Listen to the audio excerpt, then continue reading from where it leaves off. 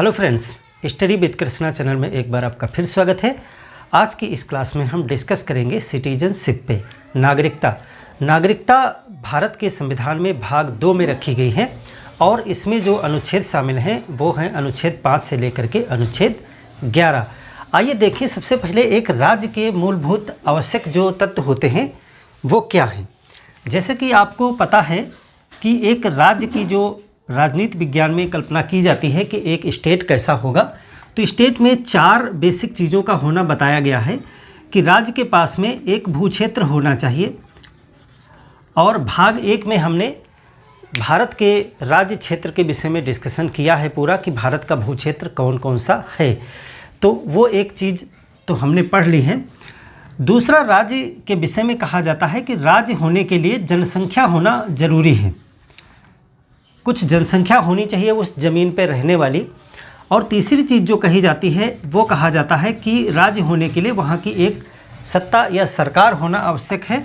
और फिर कहा जाता है कि उस राज्य को संप्रभु होना चाहिए, कि अगर राज्य का दर्जा उसे चाहिए तो फिर उसको संप्रभु होना चाहिए। और संप्रभु के निहितार्थ क्या हैं, मतलब क्या हैं, उन पर भी हम पीछे प्रस्तावना वाले चैप्टर में डिस्कस किए थे कि सोवरेन होने का मतलब क्या होता है। और भाग 1 में हमने भारत का जो राज्य क्षेत्र है, टेरिटरीज है, उसको भी पूरी तरीके से समझा था कि भारत एक यूनियन है और उसका कौन कौन से क्षेत्रों पर अधिकार है, किस प्रकार से उनको वर्गीकृत किया गया है, उसको पूरी तरीके से हमने डिस्कशन कर लिया है। आज के इस चैप्टर में हम जो सेकंड चीज़ है जनसंख्या, और जनसंख्या में ही एक चीज़ होती है नागरिकता। तो आप कह सकते हो कि भारत के संविधान में भारत की जो जनसंख्या है नागरिक के रूप में रखी गई है। नागरिक क्या होता है इस चैप्टर में हम समझेंगे, किसी राज्य का नागरिक होने का मतलब क्या है, सिटीजन होने का मतलब क्या है। वहाँ पर हम पहुँचे, उससे पहले हम देखें कि ये जनसंख्या क्या होती है। किसी एक देश में निवासी होते हैं, उनमें भी कई कैटेगरी हो सकती है, यानी एक देश के जो निवासी कहे जाते हैं और एक देश के जो नागरिक कहे जाते हैं उनमें कुछ बेसिक अंतर हैं। तो नागरिक क्या हैं और निवासी क्या हैं, तो पहले हम देखें कि देश के निवासी कौन कौन होते हैं। देश के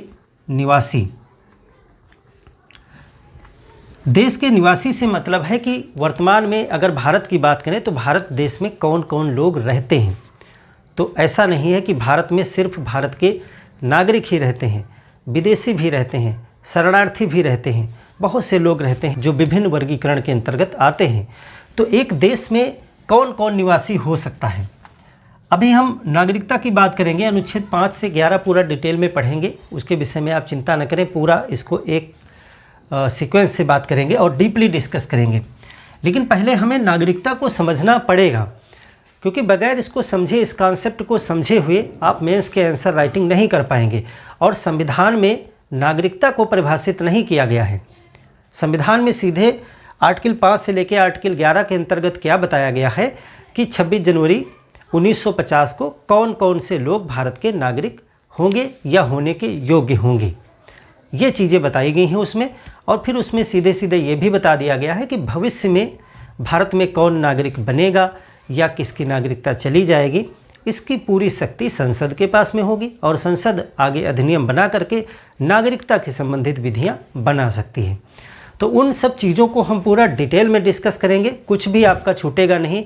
2019 तक के नए जो CAA है, अमेंडमेंट एक्ट है नागरिकता पे, वहाँ तक पूरा डिस्कशन चलेगा, लेकिन पूरा बेसिक से हम स्टार्ट करेंगे।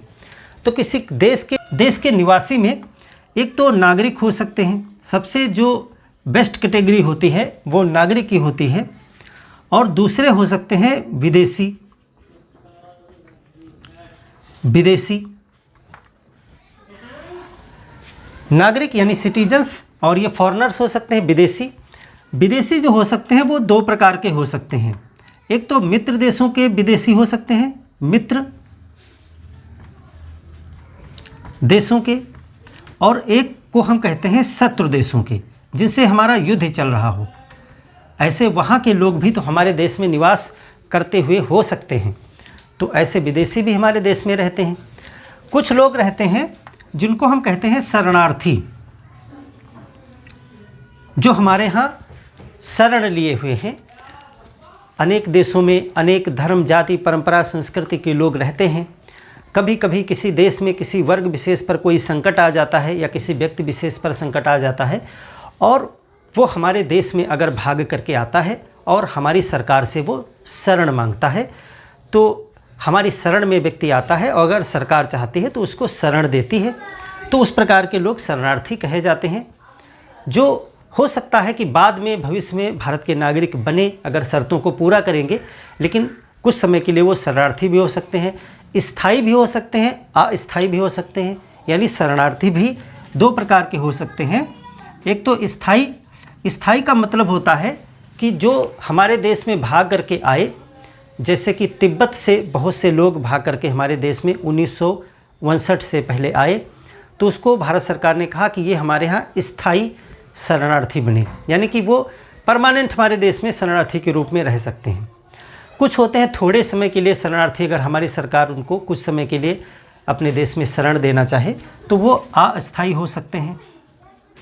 तो ऐसे भी लोग भारत में रहते हैं, तिब्बत वाला हमने आपको उदाहरण बताया। और एक होते हैं अवैध प्रवासी, यानी वो हमारे देश के नागरिक नहीं है, रहने वाले भी नहीं हैं, वो अवैध रूप से घुसपैठिया जिनको कहते हैं, इन पर भी बात आएगी, क्योंकि नागरिकता से संबंधित बहुत सारे मुद्दे चर्चा में इसमें रहते हैं करंट में। जब से जो है 2019 में नागरिकता अधिनियम में संशोधन किया गया है, CAA 2019। हालांकि नागरिकता अधिनियम में बहुत बार संशोधन किया गया है, लेकिन ये 2019 में कुछ ज़्यादा ही इस पे जो है विवाद हुए हैं, तो उस पर भी हम डिस्कस करेंगे। तो नागरिक हो सकते हैं, विदेशी हो सकते हैं, विदेशी हमारे मित्र देशों के, शत्रु देशों के भी हो सकते हैं, इनमें कुछ अंतर भी होता है।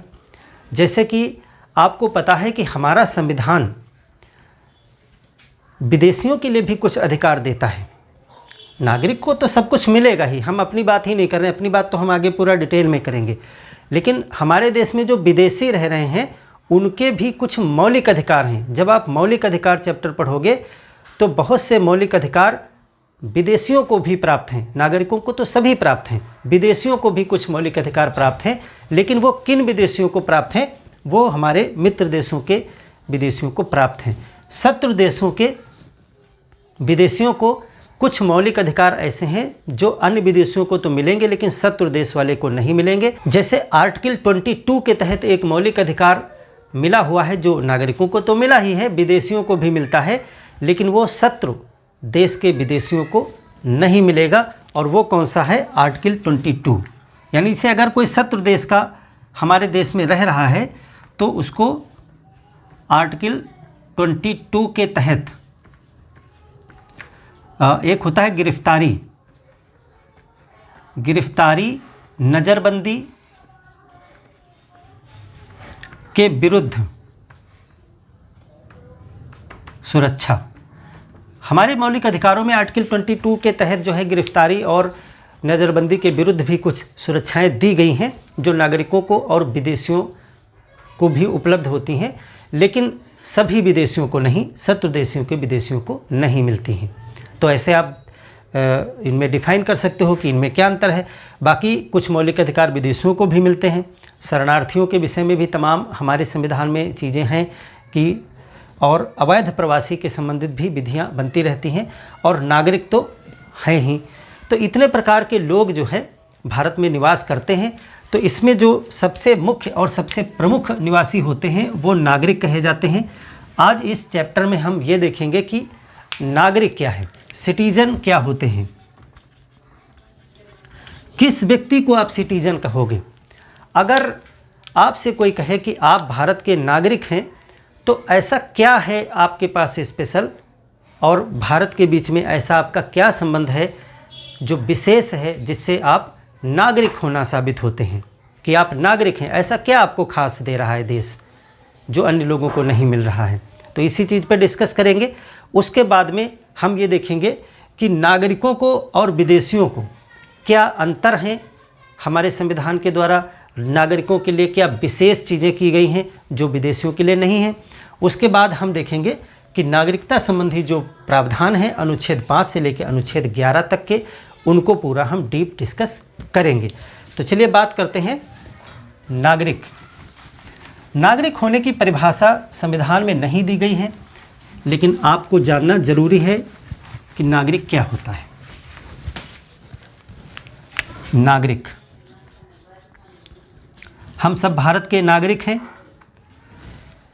तो क्या है नागरिकता होना? एक राजनीति विज्ञान के बहुत प्रसिद्ध विचारक हैं, उन्होंने कहा, टी.एच. मार्शल उनका नाम है। टी.एच. मार्शल के अनुसार जो है नागरिकता की बहुत अच्छी परिभाषा दी गई। उन्होंने कहा कि किसी राज्य का एक पूर्ण सदस्य होता है नागरिक। यानी नागरिक कौन होता है? वो राज्य एक संस्था है, तो राज्य का पूर्ण सदस्य होता है, कंप्लीट मेंबर होता है। पूर्ण सदस्य का मतलब होता है कि राज्य के द्वारा मिलने वाले समस्त अधिकारों को वो प्राप्त करेगा, राज्य के द्वारा दिए जाने वाली समस्त ड्यूटीज़ यानी कर्तव्यों का निर्वहन भी उसको करना पड़ेगा, और उस व्यक्ति को राज्य के प्रति निष्ठा भी रखनी पड़ेगी। ऐसा व्यक्ति उस राज्य का कंप्लीट मेंबर होता है। इसीलिए वो राज्य के द्वारा दिए जाने वाली ड्यूटीज़, दिए जाने वाले अधिकार का पूर्ण स्वामी होता है, यानी उसको प्राप्त करता है। तो ऐसा ही व्यक्ति नागरिक कहा जाता है। यानी कि जो नागरिकता है वो राज्य और व्यक्ति के बीच में एक रिलेशन है, एक संबंध है। तो टी.एच. मार्शल के अनुसार नागरिकता क्या है उसको आप देखें। टी.एच. मार्शल एक राजनीति विज्ञान के विचारक हैं, राजनीति विज्ञान विचारक। इन्होंने जो है परिभाषा दी है, इसकी परिभाषा क्या इन्होंने कहा है? जो उसका सार तत्व वो है कि नागरिक कौन होता है। इन्होंने कहा कि नागरिक किसी राज्य का पूर्ण सदस्य होता है, पूर्ण सदस्य होता है, कंप्लीट मेंबर होता है। विदेशी जो होगा वो पूर्ण सदस्य नहीं होगा, उसको सारी चीज़ें नहीं मिलेंगी। नागरिक को सब चीज़ें मिलेंगी, अधिकार भी मिलेंगे, कर्तव्य भी मिलेंगे। तो 3 तत्वों पर आधारित है जो पूर्ण सदस्यता है। पूर्ण सदस्य होने का मतलब क्या है? पूर्ण सदस्य होने का मतलब है कि 3 बातें होंगी, इसमें 3 आधार होंगे, 3 प्रमुख तत्व होंगे इसके। पूर्ण होने का मतलब है 3 चीज़ें उस पर लागू हैं। पहली चीज़ कि उसको राज्य के द्वारा दिए जाने वाले सभी अधिकार मिलेंगे, यानी कि राज्य द्वारा मिलने वाले सभी अधिकार मिलेंगे, सभी अधिकार प्राप्त होंगे। जो पूर्ण मेंबर होगा उसी को सारे अधिकार मिलेंगे। तो आप अपना संविधान अगर देखोगे तो अगर मौलिक अधिकार या संविधान में वर्णित और भी अधिकार हैं तो वो सबको नहीं मिलते हैं। वो सभी के सभी अधिकार किसको मिलते हैं? नागरिक को मिलते हैं। उदाहरण के लिए लोकसभा का इलेक्शन हो रहा है, तो लोकसभा के इलेक्शन में वोट डालने का अधिकार सिर्फ नागरिकों को है, या फिर लोकसभा के रूप में मेंबर के रूप में चुने जाने के लिए खड़े होने का अधिकार यानी निर्वाचित होने का अधिकार भी नागरिक के पास में है। भारत का राष्ट्रपति, भारत में राज्यपाल का पद, उपराष्ट्रपति का पद या उच्च न्यायालय के न्यायाधीश बनने का पद, ये सब विभिन्न पदों पर अभी हम और भी डिस्कस करेंगे इसको डीप में। उन सब पदों पर कौन जा सकता है? नागरिक जा सकते हैं, विदेश के लोग नहीं। कोई भी विदेशी हमारे देश का राष्ट्रपति नहीं बन सकता है। कोई भी विदेशी हमारे यहाँ लोकसभा में जाकर के इलेक्शन नहीं लड़ सकता है और ना वोट दे सकता है वो।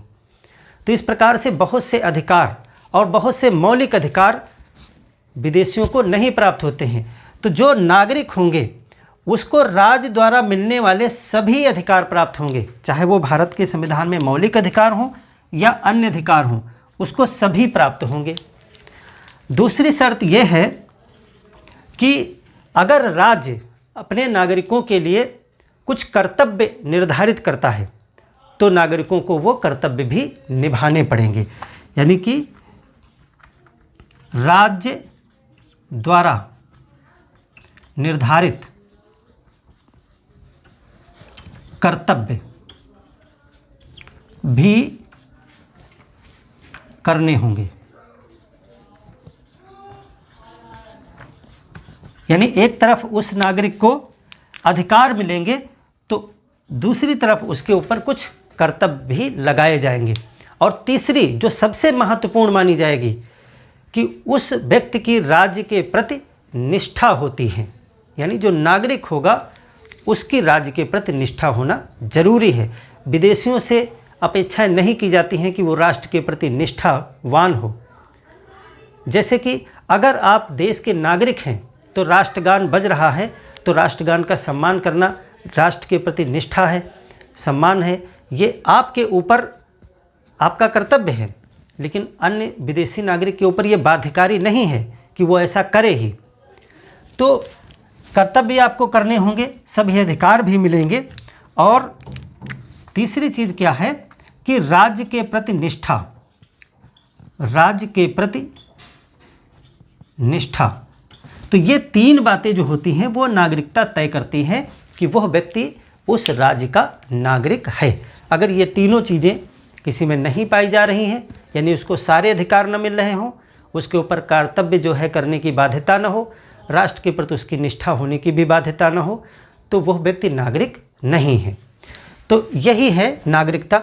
अब अधिकार की अगर सभी अधिकार की बात करें तो आप कह सकते हो सामाजिक अधिकार, राजनीतिक अधिकार, आर्थिक अधिकार जो भी राज्य प्रदान करेगा, जैसे मौलिक अधिकार।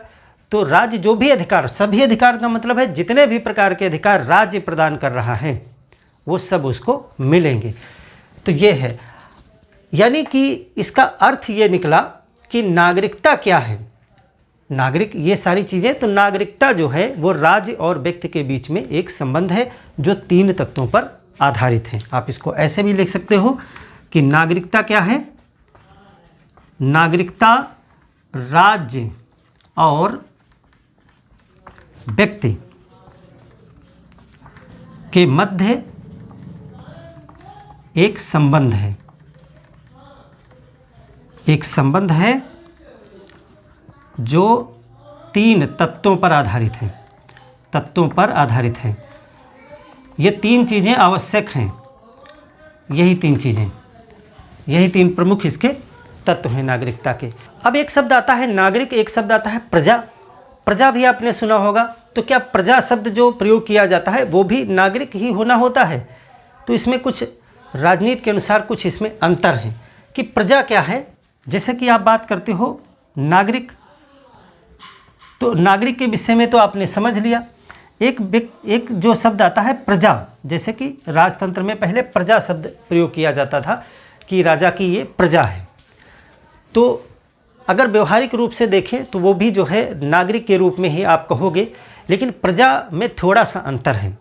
नागरिक के पास में कर्तव्य होते हैं तो अधिकार भी होते हैं। देखो दोनों चीज़ें हैं, कर्तव्य है तो अधिकार भी हैं। जो नागरिक एक नई विचारधारा है, नागरिक होना लोकतंत्र में आया है, एक नई विचारधारा है, तो इसमें कर्तव्य भी होते हैं और अधिकार भी होते हैं, अधिकार भी होते हैं। और अधिकार राज्य के विरुद्ध भी होते हैं, सरकार के विरुद्ध भी होते हैं। जो आप देखोगे मौलिक अधिकार पढ़ोगे अपने संविधान में तो वो राज्य के विरुद्ध भी हैं अधिकार। यानी कि उसमें कहा जाता है कि राज्य ऐसा नहीं कर सकता है, यानी वो व्यक्ति विशेष की बात ही नहीं कर रहा है, वो राज्य के विषय में बात कर रहा है। यानी सरकार इस अधिकार का हनन नहीं कर सकती है, व्यक्ति तो कर ही नहीं सकता, सरकार भी नहीं कर सकती है। राज्य धर्म जाति लिंग जन्म स्थान के आधार पर भेदभाव नहीं करेगा, यानी कि सरकार भी नहीं कर सकती है। राज्य के विरुद्ध भी आपको अधिकार प्राप्त है और कर्तव्य तो है ही। लेकिन जो प्रजा होती है, प्रजा के पास कर्तव्य तो होते हैं, कर्तव्य, और उनके पास अधिकार न्यून होते हैं, अधिकार न्यूनतम होते हैं, बहुत कम अधिकार होते हैं या नहीं होते हैं। आप कह सकते हो नगण्य अधिकार होते हैं, अधिकार मिलना सुनिश्चित नहीं है, वो राजा की मर्जी पर निर्भर होता है। प्रजा में सिस्टम ये होता है कि वह व्यक्ति विशेष जो शासक है उसकी मर्जी पर है कि आपको वो अधिकार दे, और या फिर चाहे तो वो उस अधिकार का हनन कर ले, उसके मूड पर है। अगर वो खुश है तो आपको कहेगा ठीक है ये अधिकार आपका है, ले जाइए, और अगर उसका मूड अच्छा नहीं है तो वो आपके अधिकार का हनन कर सकता है और उसके खिलाफ आप कुछ भी नहीं कर सकते हैं। यानी कि अधिकार मिलना सुनिश्चित नहीं है, तय नहीं है, मिल भी सकता है। तो वहाँ पर आप कह सकते हो कि कर्तव्य फैक्टर प्रभावी है और अधिकार नहीं है। और यहाँ पे कर्तव्य है तो अधिकार मिलना सुनिश्चित है। सुप्रीम कोर्ट आप जा सकते हैं अगर मौलिक अधिकार का हनन हो गया। तो नागरिकों के अधिकार सुनिश्चित होते हैं, कर्तव्य भी होते हैं, निष्ठा भी होती है, और प्रजा में थोड़ा सा अंतर हो गया। तो ये आपने समझ लिया कि आखिर नागरिक क्या है। अगर एक शब्द में आपसे पूछ ले कोई कि नागरिक होना क्या होता है, तो आप कहोगे कि नागरिक किसी राज्य के पूर्ण सदस्य होते हैं जिनके पास 3 चीज़ें होनी जरूरी हैं। 3 चीज़ों पर ये संबंध आधारित है कि राज्य उनको सभी अधिकार प्रदान करता है, तो फिर उनसे कुछ कर्तव्यों की अपेक्षा भी करता है, और साथ साथ ये भी अपेक्षा की जाती है कि वह राज्य के प्रति निष्ठावान हो, यानी राज्य के प्रति समर्पित हो, राज्य के विधियों इत्यादि का पालन करें। तो ये हो गया आपका नागरिकता क्या है। अब यहाँ पे हमने बात की कि राज्य जो है नागरिकों को सभी अधिकार देता है। अब इसको थोड़ा डीप में समझेंगे कि भारत के संदर्भ में बात करेंगे कि भारत कैसे विभेद करता है विदेशी और नागरिकों में। यानी कि भारत के संविधान में वो कौन कौन से अधिकार हैं जो सिर्फ और सिर्फ नागरिकों को प्राप्त हैं। वैसे तो सभी अधिकार नागरिकों को प्राप्त हैं, लेकिन यहाँ पर हम सिर्फ उन अधिकारों की बात करेंगे जो विदेशियों को प्राप्त नहीं हैं। तो उन अधिकारों पर हम बात करेंगे ताकि आप नागरिकता को और अच्छे से समझ सकें। तो आपको एक क्वेश्चन ये बन सकता है कि नागरिकता को भारतीय संविधान में किस भाग में रखा गया है? भाग 2 में रखा गया है।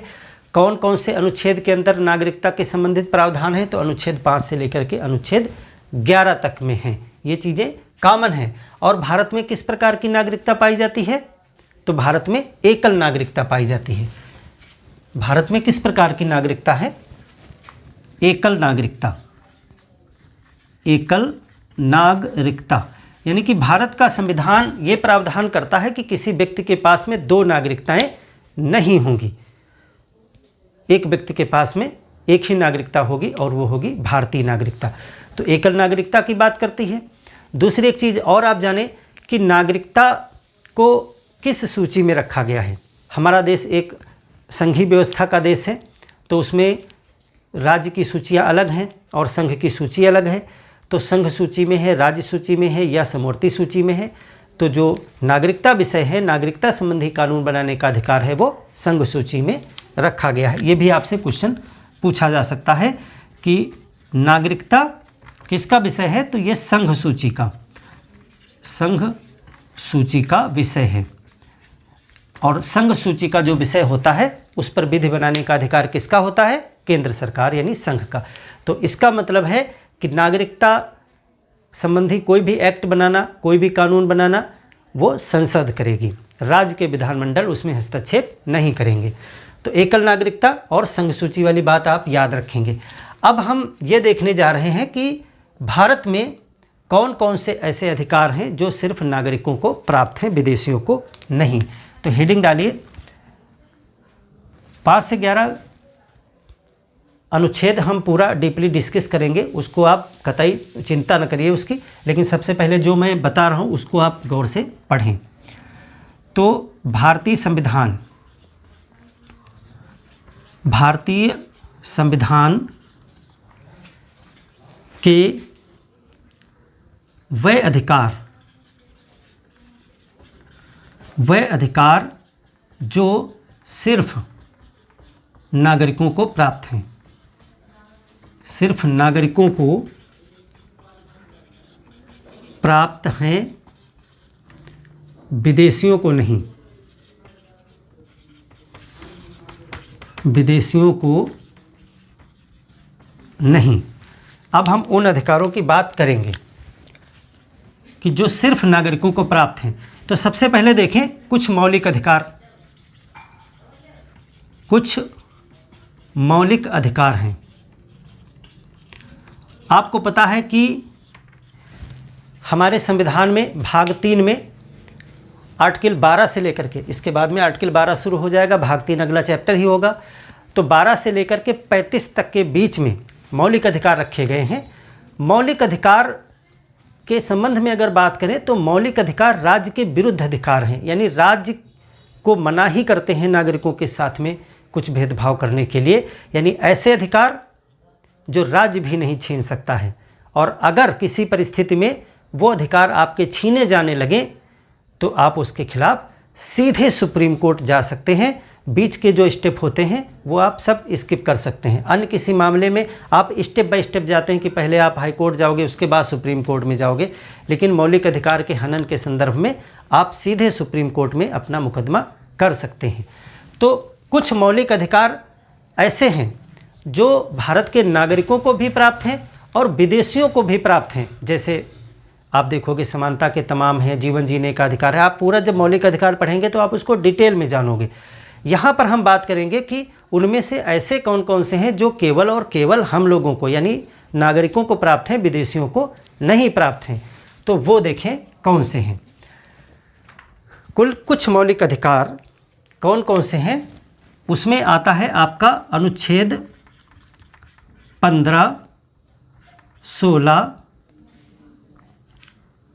19, 29, 30। ये 4 ऐसे मौलिक अधिकार, 5 ऐसे मौलिक अधिकार हैं जो सिर्फ और सिर्फ नागरिकों को मिलते हैं। क्या चीज़ें इसमें हैं वो आपको जानना है। अनुच्छेद 15 क्या कहता है कि धर्म, मूल वंश, जाति, लिंग, जन्म स्थान के आधार पर भेदभाव नहीं किया जाएगा। ऐसा जो है प्रावधान करता है अनुच्छेद 15। जैसे कि आपका धर्म कोई भी हो, आप किसी भी सार्वजनिक जगह पे जा सकते हैं। कोई पार्क है, कोई चिड़ियाघर है, कोई मेला है, कोई कुछ भी है, आप हर एक स्थान पे जा सकते हैं। आपका कोई भी धर्म है, आप मूल वंश के स्थान आधार पे कोई भेदभाव नहीं होगा। किसी भी सार्वजनिक स्थान पर आपके साथ कोई भी भेदभाव नहीं किया जाएगा। आपका लिंग भी कुछ भी हो, आप स्त्री हैं, पुरुष हैं या अन्य, जन्म स्थान आपका कहीं भी है भारतवर्ष में, उसके आधार पे कोई भी भेदभाव आपके साथ नहीं किया जाएगा। कि आप किसी सार्वजनिक जगह पर हैं और आपसे कह दिया जाए कि रुकिए जनाब, आप उस प्रदेश से आए हैं तो आप इस ट्रेन में नहीं बैठ सकते या आप इस पार्क में नहीं बैठ सकते, कुछ भी नहीं ऐसा है। कोई भी राज्य के द्वारा कोई भी भेदभाव नहीं किया जाएगा सार्वजनिक रूप से। लेकिन अब विदेशियों के साथ ऐसा किया जा सकता है, ये सिर्फ नागरिकों को प्राप्त है। अब विदेशियों में जन्म स्थान के आधार पर, यानी उनका जन्म स्थान दूसरे देश में है और वो हमारे देश में आए, हमारे देश के नागरिक नहीं हैं, तो हम उनके साथ भेदभाव कर सकते हैं। सरकार उनके साथ भेदभाव कर सकती है। आर्टिकल 16 क्या कहता है? आर्टिकल 16 कहता है कि लोक नियोजन में अवसर की समानता, लोक नियोजन में अवसर की समता। यानी कि अगर सरकार कोई नौकरी निकालती है, लोक नियोजन हो रहा है, तो उसमें सबको समान अवसर मिलता है। ये सब आधार उसमें भी है, सबको समान अवसर दिया जाता है। अब देखिए यहाँ पे समता शब्द प्रयोग किया गया है। इसमें कुछ चीज़ें हैं जहाँ पर आप देखोगे भेदभाव किया जाता है धर्म, जाति, लिंग आधार इत्यादि पे, तो वो समता लाने के लिए किया जाता है। उस पर हम नहीं अभी जा रहे हैं, वो हम सब मूल अधिकार पढ़ेंगे तो आपको डीपली बताएंगे क्या होती हैं चीज़ें। लेकिन आप यहाँ पे समझो कि देशी और विदेशी में, यानी नागरिक और विदेशी नागरिक में कैसे अंतर किया जा सकता है। कि लोक नियोजन में अवसर की जो समता की बात की जा रही है वो सिर्फ नागरिकों में लागू है, विदेशी नहीं दी जाएगी, उसको अन्य तरह से ट्रीट किया जाएगा। 19 में जो है, अनुच्छेद 19 जो है वो वाक एवं अभिव्यक्ति की स्वतंत्रता, अभिव्यक्ति की स्वतंत्रता की बात करता है संविधान। तो अभिव्यक्ति की स्वतंत्रता नागरिकों को ही प्राप्त है, अन्य देश के नागरिकों को नहीं। यानी जिस प्रकार से हम अपने बात को रख सकते हैं राजनीतिक स्तर पर, विदेशियों को वो अधिकार नहीं प्राप्त हैं, सिर्फ नागरिकों को प्राप्त हैं। 19 और 29 क्या कहता है? कुछ संस्कृत के विषय में है, पूरा डिटेल में आप पढ़ोगे। कुछ शिक्षा संबंधी हैं मौलिक अधिकार, कुछ संस्कृत संबंधी और कुछ कल्चर और शिक्षा संबंधी जो है कुछ मौलिक अधिकार हैं जो 29 और 30 में दिए गए हैं, जो सिर्फ भारत के नागरिकों के संदर्भ में है। तो ये 5 मौलिक अधिकार हैं जो सिर्फ नागरिकों को प्राप्त होते हैं। बाकी जितने भी मौलिक अधिकार हैं वो नागरिकों को तथा विदेशी नागरिकों को भी प्राप्त होते हैं। अब इसके अतिरिक्त भी अन्य अधिकार हैं, कुछ अन्य अधिकार भी हैं जो सिर्फ नागरिकों को मिले हुए हैं। अन्य अधिकार जो मौलिक अधिकारों से बाहर हैं, अन्य अधिकार वो कौन कौन से हैं? जैसे लोकसभा के इलेक्शन हो रहे हैं या राज्य की विधानसभाओं के इलेक्शन हो रहे हैं, तो वहाँ पे मतदान करने का अधिकार और उनमें निर्वाचित होने का अधिकार, यानी मेंबर बनने के लिए खड़े होने का अधिकार भी सिर्फ नागरिकों को है। तो आप लिखेंगे कि लोकसभा एवं राज्य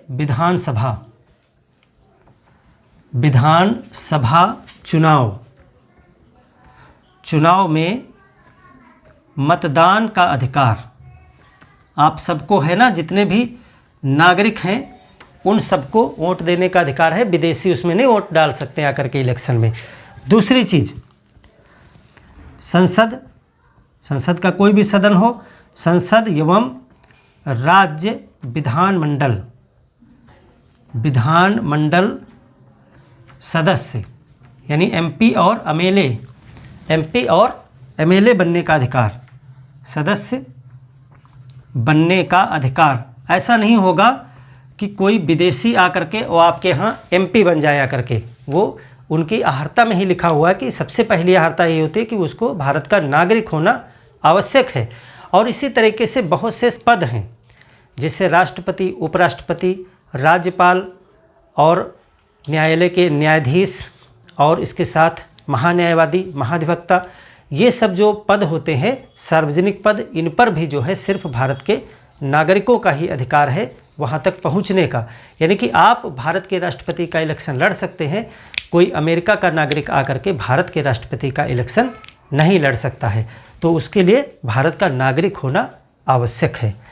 तो तीसरा जो है कहा गया संवैधानिक पदों, जैसे आप कह सकते हो जैसे राष्ट्रपति कोई विदेशी नहीं बन सकता है। उपराष्ट्रपति सिर्फ नागरिक बन सकते हैं, उपराष्ट्रपति। राज्यपाल का पद किसी भी विदेशी को नहीं दिया जा सकता है। राज्यपाल, न्यायालयों के न्यायाधीश,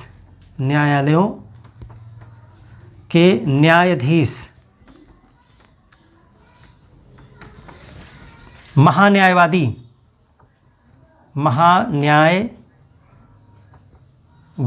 महाधिवक्ता। तो क्या बना? संवैधानिक पदों जैसे राष्ट्रपति, उपराष्ट्रपति, राज्यपाल, न्यायालयों के न्यायाधीश। अब इसमें दोनों न्यायालय आ गए, चाहे उच्च न्यायालय हो चाहे उच्चतम न्यायालय हो, कहीं का भी न्यायाधीश हो नागरिक ही बन सकते हैं। महान्यायवादी और महाधिवक्ता केवल नागरिक बनेंगे, केवल नागरिक,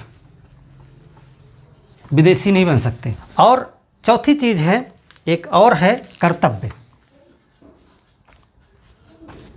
कुछ कर्तव्य भी हैं, ये तो अधिकार हो गए। कर्तव्य जैसे कि टैक्स देना, जैसे कि राष्ट्रगान का, राष्ट्रध्वज का सम्मान करना, ये सब चीज़ें किससे अपेक्षा की जाती है? पहले ही बता चुके हैं। जो भी कर्तव्य हैं, हमारे संविधान में बहुत से कर्तव्य लिखे गए हैं, तो उन कर्तव्यों का पालन करने की अपेक्षा नागरिकों से की जाती है, नागरिक करेंगे। तो कर्तव्य कौन कौन से हो सकते हैं? जैसे कर देना, है ना, राष्ट्रगान का सम्मान, ध्वज का सम्मान, देश की रक्षा आदि। ये तमाम कर्तव्य हैं जो नागरिकों पर रखे जाते हैं कि आप कर देंगे, टैक्स देंगे जो भी राज्य निर्धारित करेगा, राष्ट्रगान का सम्मान करेंगे, राष्ट्रीय ध्वज का सम्मान करेंगे, देश की रक्षा इत्यादि जो कर्तव्य हैं वो भी नागरिकों पर होते हैं। तो यहाँ तक आपने ये जाना कि किस प्रकार से नागरिक होने के कुछ कर्तव्य हैं और कुछ अधिकार हैं जो विदेशियों से हमको पृथक कर देते हैं। अब हम यहाँ से डिस्कशन स्टार्ट करेंगे कि आर्टिकल 5 से लेके आर्टिकल 11 क्या कहता है। कौन कौन सी बातें वो करता है। तो इसको डिटेल में हमको पढ़ना है, इसलिए इसे हम नेक्स्ट चैप्टर में पढ़ेंगे, लेकिन एक संक्षिप्त विवरण आपको 5 से 11 का हम यहाँ पर देंगे ताकि उसको डीप डिस्कशन करें तो आपको एक पृष्ठभूमि पता हो। तो क्या कहता है आर्टिकल 5 से 11, उसको सबसे पहले हम एक सारणी बना लेते हैं और फिर बाद में उसको हम एक एक आर्टिकल को पूरा डिस्कशन करेंगे, और वो करेंगे हम अगले चैप्टर में, अगले वीडियो में। तो यहाँ पे आर्टिकल 5 से 11, अनुच्छेद 5 से अनुच्छेद 11 के प्रावधान क्या है। देखो, जो भारत में नागरिकता के प्रावधान संविधान में रखे गए थे आर्टिकल 5 से 11, उसमें सिर्फ इतना बताया गया था कि 26 जनवरी 1950 को संविधान लागू होते समय कौन कौन लोग भारत के नागरिक बन जाएंगे इस दौरान। उसके बाद आने वाले समय में, यानी आज की अगर बात करो, तो वो संविधान के अनुच्छेद 5 से 11 में वर्णित नहीं है। उसमें कहा गया था अनुच्छेद 11 में कि आगे, यानी 1950 26 जनवरी के बाद में कौन भारत का नागरिक बनेगा, किसकी नागरिकता ले ली जाएगी, यानी कौन कौन बन सकता है, कैसे कैसे जा सकती है नागरिकता, इन सब से संबंधित विधि बनाने का अधिकार जो है वो संसद को रहेगा। संसद आगे कानून बनाएगी समय समय पर, उसी के आधार पर नागरिकता दी जाएगी। तो एक चीज़ आप हमेशा याद रखें कि संविधान में 26 जनवरी 1950 को भारत का नागरिक कौन होगा, कौन होंगे, भारत के नागरिक कौन होंगे, यह बताता है। और साथ ही साथ ये भी प्रावधान करता है कि भविष्य में, यानी इसके बाद 26 जनवरी 1950 के बाद भविष्य में नागरिकता संबंधी विधि बनाने की शक्ति, यानी भविष्य में कौन कौन नागरिक बन सकेगा, क्योंकि बाद में भी तो लोग भारत के नागरिक बनना चाहेंगे और कुछ लोगों की नागरिकता जाएगी भी बाद में। तो भविष्य में नागरिकता संबंधी विधि बनाने की शक्ति संसद को होगी, संसद के पास होगी। ये आप जरूर याद रखेंगे कि जो मूल संविधान है उसमें सिर्फ यही बताया गया था नागरिकता में कि 26 जनवरी 1950 को कौन कौन भारत का नागरिक होगा, और उसके बाद में ये भी उसी में कह दिया गया कि आगे नागरिकता पर कानून कौन बनाएगा, वो संसद बनाएगा, और संसद के बनाए कानून के आधार पर ही भारत में नागरिकता तय की जाएगी। तो संसद ने पहला कानून 1955 में बनाया था, जिसको भारतीय नागरिकता अधिनियम 1955 कहा जाता है, और उसी में समय समय पर तमाम संशोधन किए गए हैं, और लेटेस्ट संशोधन अभी किया गया जो 2019 में किया गया, CAA 2019, यानी सिटीजनशिप अमेंडमेंट एक्ट 2019। उसी पे तमाम विवाद भी हुए, उस पर भी हम डिस्कस करेंगे आगे। सबसे पहले हम ये जान लेते हैं कि जो 5 से लेकर के 11 आर्टिकल हैं वो क्या कहते हैं। मूल रूप से जो संक्षिप्त उसका है वो देख लें क्या है। आर्टिकल 5, संविधान के प्रारंभ पर, संविधान के प्रारंभ पर, प्रारंभ का मतलब है 26 जनवरी 1950, संविधान के प्रारंभ पर कौन नागरिक होगा, कौन नागरिक होगा, और इसका आधार बनाया गया है अधिवास, डोमिसाइल, अधिवास, डोमिसाइल के आधार पर इसका जो आधार है आर्टिकल 5 में वो निवास के आधार पे, निवास नहीं डोमिसाइल, अधिवास कहेंगे उसको, अधिवास के आधार पर। दूसरा आर्टिकल जो है, इन सबको आप सिर्फ नोट कर लीजिए, क्योंकि एक सेंटेंस में भी आपको याद रखना है कि अधिवास के आधार पर 26 जनवरी 1950 को भारत का नागरिक कौन बन सकता है, कौन होगा, वो बताया गया है आर्टिकल 5 में। इसको हम डिटेल में बाद में करेंगे डिस्कस नेक्स्ट में। आर्टिकल 6 कहता है कि पाकिस्तान चूँकि बंटवारा हुआ था तो उधर वाले लोग इधर आए ना, पाकिस्तान से इंडिया तमाम लोग आए, तो पाकिस्तान से भारत आने वाले लोगों की नागरिकता बताता है। ये आने वाले लोगों की नागरिकता कैसी होगी, वो नागरिक होंगे नहीं होंगे, कैसे होंगे, आवेदन करेंगे या अपने आप हो जाएंगे, किस प्रकार से बनेंगे, ऐसे इन सब चीज़ों का वर्णन जो है अनुच्छेद 6 में किया गया है। अब आर्टिकल 7 क्या कहता है? अब हुआ ये था कि तमाम लोग भारत से पहले पाकिस्तान चले गए और बाद में हो सकता है कि उनको लगा कि नहीं इधर नहीं उधर ही होना चाहिए, तो फिर भारत वापस आ गए। तो ऐसे लोग के नागरिकता के क्या कानून होंगे, कैसे बनेंगे या नहीं बन पाएंगे, तो ये सारे सिस्टम जो है रखा गया अनुच्छेद 7 में।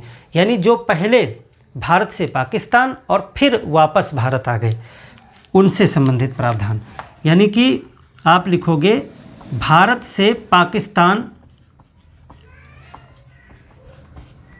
जाने तथा पुनः वापस आने वाले लोगों की नागरिकता इसमें दी गई है। लोगों की नागरिकता यानी 3 प्रकार के लोग हो गए। उन्होंने कहा कि ये सब संविधान लागू होने पहले बात की जा रही है, यानी 26 जनवरी 1950 के पहले का ही पूरा प्रावधान है ये। उसके बाद कौन बनेगा नहीं बनेगा वो संसद तय करेगी। तो पाकिस्तान चले गए, उसके बाद फिर वापस आ गए, तो उनकी नागरिकता कैसे मिलेगी, उनको क्या सिस्टम होगा, ये आर्टिकल 7 में कह दिया गया। फिर आर्टिकल 8, जब भारत आज़ाद हुआ उस समय तमाम से भारतीय लोग विदेशों में रह रहे थे, कोई अमेरिका में, कनाडा में, दक्षिण अफ्रीका में, बहुत सी जगह लोग रह रहे थे। तो अब भारत बन रहा है, स्वतंत्र हो रहा है, संविधान लागू हो रहा है, तो उन लोगों का क्या होगा जो विदेश में रह रहे हैं और भारतीय हैं। तो कहा गया कि भारतीय उद्भव के लोग जो बाहर रह रहे हैं उनकी नागरिकता कैसे होगी, वो आर्टिकल 8 में कहा गया है। यानी कि बाहर रह रहे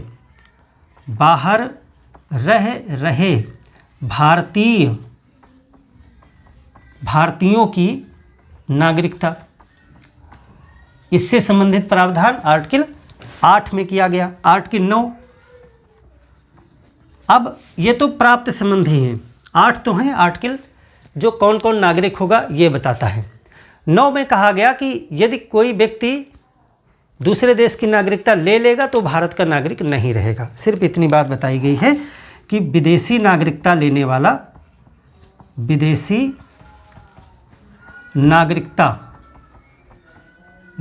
वाले व्यक्ति की भारतीय नागरिकता समाप्त। भारतीय नागरिकता समाप्त हो जाएगी स्वतः, उसके लिए कुछ अलग से करना नहीं पड़ेगा। आर्टिकल 9 सीधे सीधे कहता है कि कोई भारतीय नागरिक है, इन सब में कोई भी है, अगर उसने किसी विदेश की नागरिकता स्वेच्छा से ग्रहण कर ली तो उसकी नागरिकता समाप्त हो गई। स्वेच्छा शब्द इसमें लिख दीजिएगा, विदेशी नागरिकता स्वेच्छा से,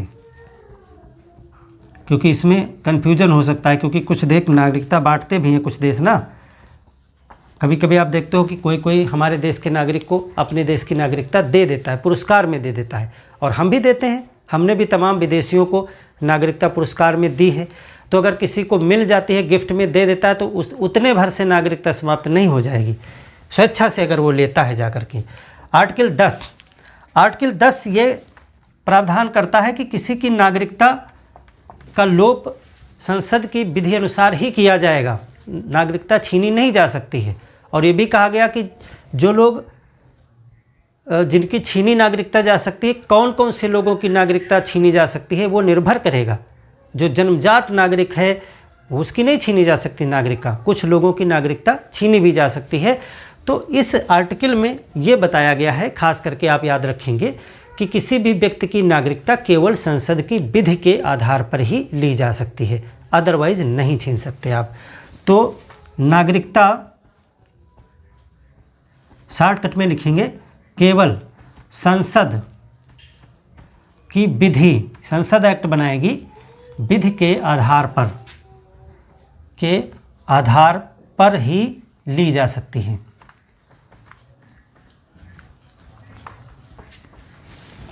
और यहाँ पे लिख लीजिएगा किसी व्यक्ति की नागरिकता केवल संसद की विधि के आधार पर ही ली जा सकती है। ऐसा नहीं होगा कि कल को कार्यपालिका एक आदेश जारी करे कि तुम्हारी नागरिकता मैं छीन रहा हूँ, ऐसा नहीं। कार्यपालिका आदेश करके नागरिकता नहीं छीन सकती है।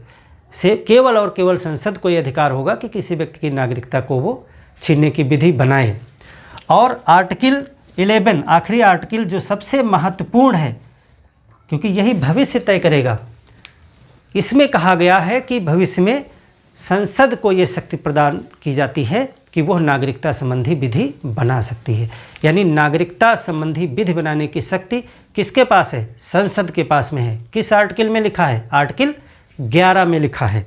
और यही आर्टिकल सबसे महत्वपूर्ण है, क्योंकि ये इतना जो है ये तो 26 जनवरी 1950 के लिए है। मेन मैटर तो उसके बाद शुरू होता है। आज को अगर हमें नागरिकता चाहिए या हमारी नागरिकता ख़त्म हो जाए या क्या होगा हमारा, वो चीज़ निर्भर करेगी कि अब संसद जो विधि बनाएगी उस पर। तो ये जो सबसे महत्वपूर्ण है इसको लिखेंगे नागरिकता संबंधी विधि बनाने की शक्ति, विधि बनाने की शक्ति किसके पास रहेगी? संसद के पास, संसद के पास होगी। राज्य के विधानमंडलों के पास में नहीं और किसी के पास नहीं, संसद के पास रहेगी। इसीलिए हमने बताया कि ये संघ सूची का विषय है, नागरिकता पे केवल संसद कानून बना सकती है। तो ये आर्टिकल 11, इसको बहुत डिटेल से पढ़ना है, क्योंकि इसी का उपयोग करके तमाम बार जो है नागरिकता अधिनियम में संशोधन किया गया। पहली बार 1955 में बनाया गया, उसके बाद उसको कई बार संशोधित किया गया है, और करते करते करते लास्ट में जो 2019 में भी हुआ है लेटेस्ट, उसको भी हम डिटेल में पढ़ेंगे। और इतना हमने मौलिक रूप से जाना। तो आशा है कि आपने नागरिकता को समझ लिया होगा। मिलते हैं एक और बेहतर क्लास में, तब तक के लिए धन्यवाद।